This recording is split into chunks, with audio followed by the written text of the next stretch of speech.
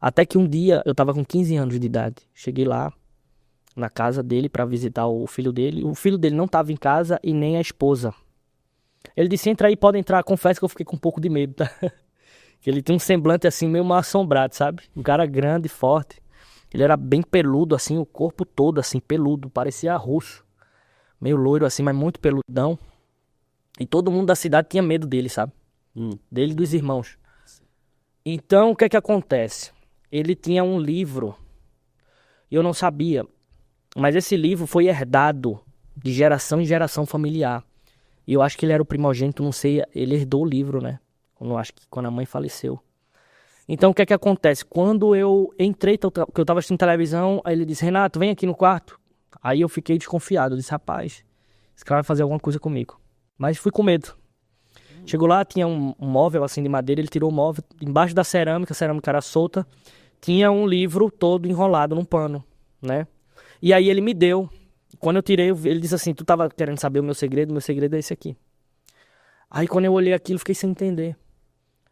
E quando ele me mostrou aquele livro, ele disse assim, ó, aqui eu obtenho todos os poderes espirituais e outras coisas também que eu faço. Esse livro é um complemento. Aí eu disse, ok, quem é? Ele disse, não, eu herdei e tal. Né, a pessoa da minha família que me deu. Tinha muito gado, quando alguém vinha roubar algum boi. O espírito falava no ouvido, a pessoa ia lá e matava o ladrão. Sabia onde o ladrão estava, então ele começou. Ele disse, através disso aqui eu fui e adquiri toda a riqueza. Então eu olhei o livro, era o livro de São Cipriano, né? Mas o livro que ele na época me deu não era o livro que tem em internet, nem em banca de revista, em livraria, porque eu já procurei, não tem. E ele era totalmente diferente. Totalmente. Tinha umas rezas, coisas nele que eu nunca vi em lugar nenhum. Né? Tinha até uma reza dele falando como adquirir riqueza. E nessa reza, dizia que, no meio da reza, dizia assim, que eu nunca ia herdar o reino dos céus. Quando eu li aquilo, eu disse assim, não é o... Fiquei com receio.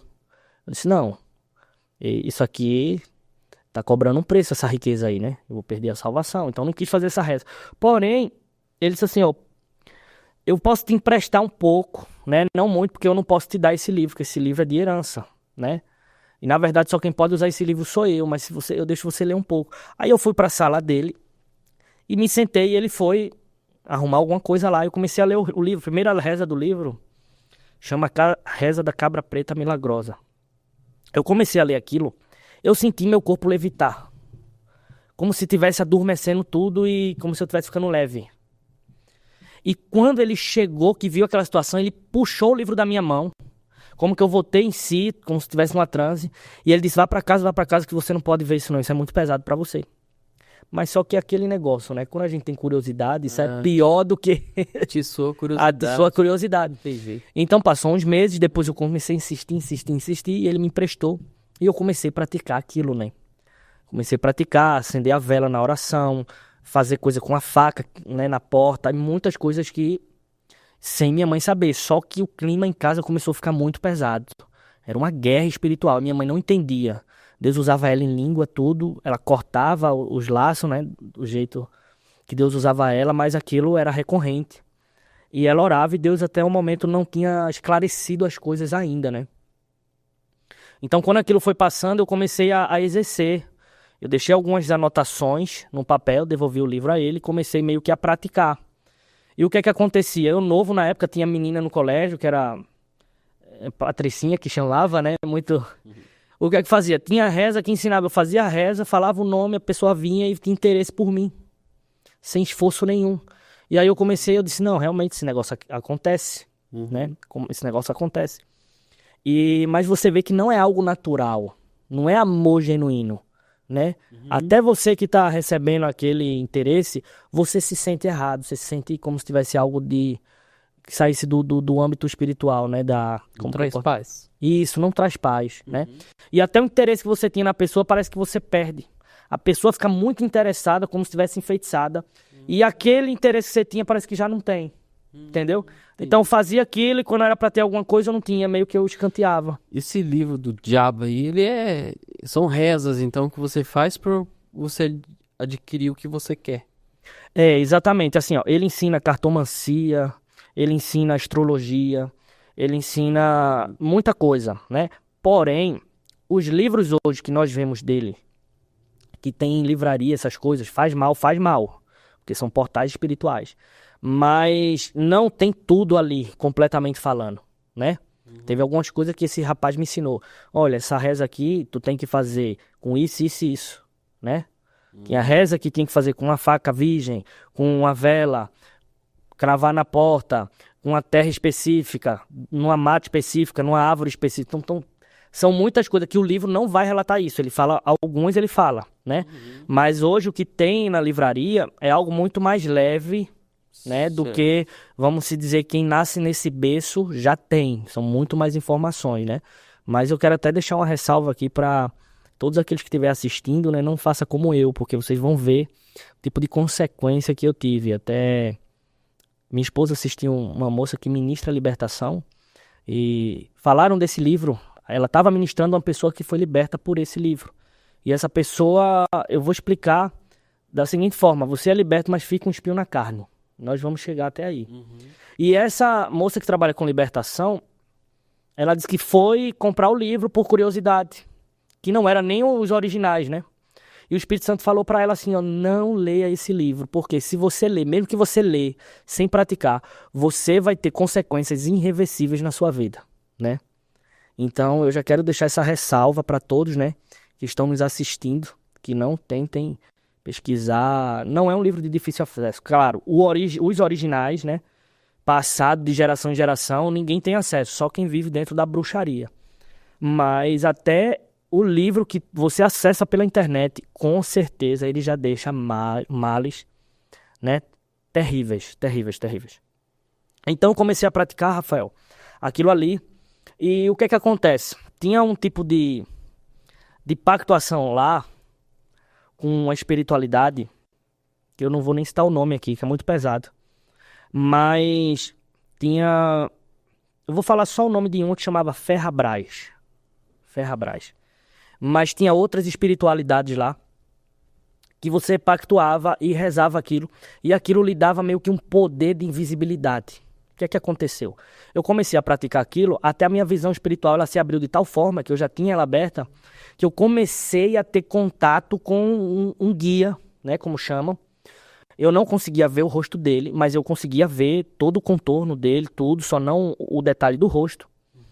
E eu conseguia tanto ver quanto falar com ele audivelmente, da mesma forma que nós estamos conversando aqui. Exatamente assim. Meu Deus. É. E aquilo começou a me acompanhar. Até que eu comecei a fazer é como um mantra lá, dessa invisibilidade. E minha avó saiu, mãe do meu pai saiu. Ela estava dormindo lá na nossa casa e eu estava na sala. E eu me escondi um pouco assim, atrás de uma mureta. Sabe quando você dá dois do poste e tá atrás de um poste querendo se esconder, que tá todo mundo dá pra ver? Eu tava meio que assim, mas eu nem me escondi, eu fiquei meio que assim. Ela passou por mim e não me viu. Olhou para o lugar que eu tava e não me viu. Então eu fiquei sem entender. Eu disse, oxi, será que você existe? Aí no outro dia ela falou pra minha mãe, eu procurei Renato não tava aqui, chegou tarde em casa, só que eu vi ela passar por mim. E naquilo eu fui me aprofundando até eu ter muita intimidade com esse espírito. A ponto de eu começar a sair pra fazer coisas erradas com outras pessoas, com a gangue lá. E na hora de tiroteio, que eles iam fazer alguma coisa, eu fazia reza. Meio que me escondia, pulava o muro, eles passavam por mim, eu tava atrás de um mato, eles não me enxergavam. Tá entendendo? Não me enxergava. E aquilo eu comecei a me sentir como se fosse um superpoder, né? Porque eu tava assim, poxa, esse negócio dá certo. E eu comecei a praticar, até que Deus falou conosco que iríamos nos mudar. Então nós fomos para outra cidade, né? Saímos de lá, fomos para uma cidade chamada Cabo de Santo Agostinho, né? Que é a cidade lá no derredor onde fica Porto de Galinhas, né? As praias conhecidas. Fomos para lá e lá começou uma nova fase. Assim pensei eu, disse assim, não, agora Deus tudo vai ser mais fácil, tudo vai ser melhor, né? E nesse processo, quando eu fui para lá, meu irmão teve amizades com pessoas boas, né? Pessoas que gostavam de estudar. E eu, como Satanás com um plano muito forte na minha vida, e eu também com um caráter que não era muito bom em relação à violência, eu conheci uma quadrilha de extermínio, desse jeito. E naquela situação, da quadrilha eu posso falar aqui porque já morreram todos. Mas o que é que aconteceu? Eu fui para uma festa, conheci uma moça. E dessa moça tinha esse amigo, né? Muito novo, rapaz até bonito. Muita gente boa, ele se afeiçoou comigo, disse, Renato, ó, vamos sair tudo. Eu tinha uma moto 300 cilindrada na época.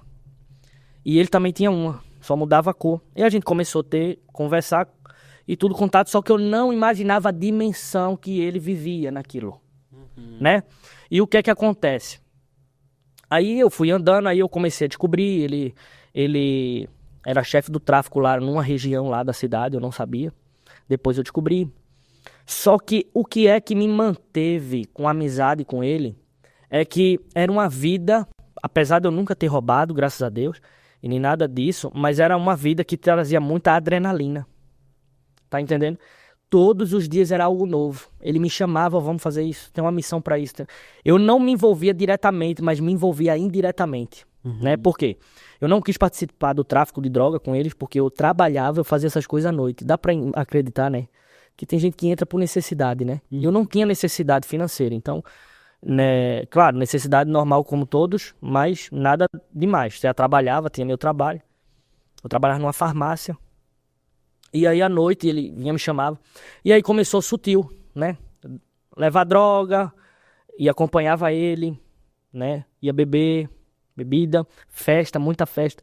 Até que ele disse assim, um dia, Renato, dá pra você vir me buscar aqui em casa? Minha moto quebrou, mas não tinha quebrado, ele tava mentindo. Eu disse, não, dá sim. Aí fui buscar ele. E ele tava com 2 armas e eu não sabia.